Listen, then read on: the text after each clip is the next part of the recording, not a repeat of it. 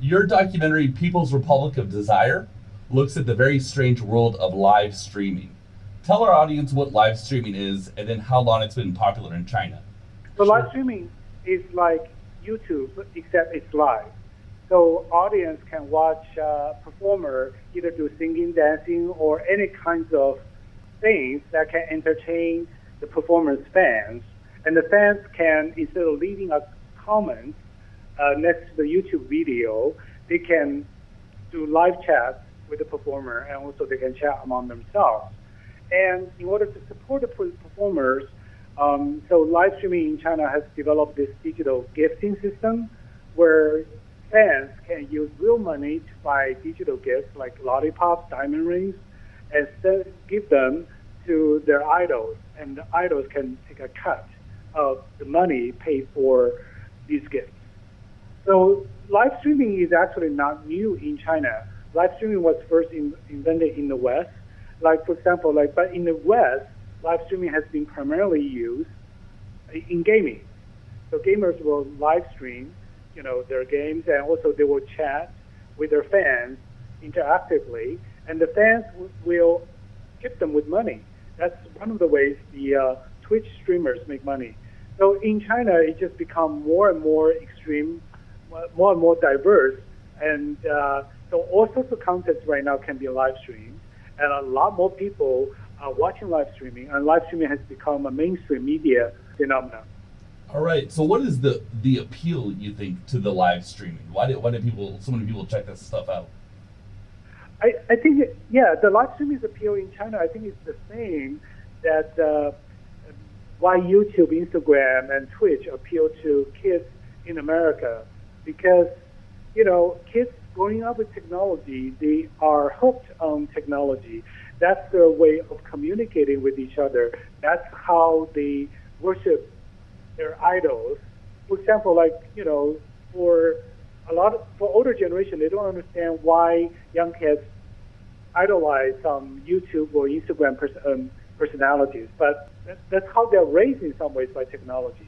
And also, I think technology. Once you hook on technology, you become less and less attached to real life connections. You become more and more looking for connections online. I think that's the primary driver. Obviously, in China, because China is going through a lot of social changes, and there's a huge wealth gap in China, which, come to think of it, is not that different from here in North America or in Europe, in more developed countries. So a lot of the unique social factors are pushing live streaming to become much more popular, much more penetrated in the Chinese society. But I think some of the primary drivers, emotional needs that users, live streaming fans are using, are trying to satisfy are the same here. All right. So, what do you think can be done to fight this isolation so many people feel? Yeah, I think right now what's happening in the media is great, because a lot of films, a lot of reporting, and a lot of people are writing about or debating about our dependencies on technology, how we have grown increasingly dependent on technology, how that is actually alienating us in real life. So I think right now we are examining our relationship with technology. That's a good start. I think it requires us to be much more vigilant about how we use technology and how we educate our kids. How we, for example, like I'm a new parent. I'm very aware of not giving any screen time to my toddler kids right now. I don't want them to become addicted. But it's going to be an uphill battle, because the entire society worldwide is kind of addicted to technology.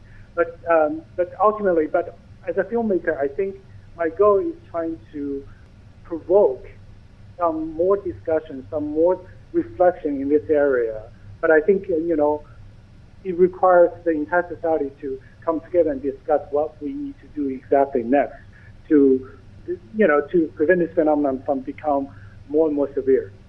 All right. So you're in Montreal for Fantasia. How's the trip been so far? It's wonderful. The audience here is amazing. Oh. They're really into their films, and Yeah, I mean, also it's great to be in Montreal to see how diverse it is. It's like a melting pot. So I really enjoy my stay here. Oh, I'm so happy. How did you get into making documentaries?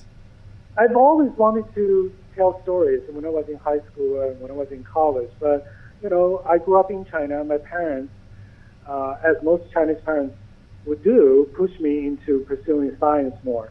So my first degree was in biology, and then later on, after I moved to the U.S., I got an MBA degree, and I worked in technology for many years.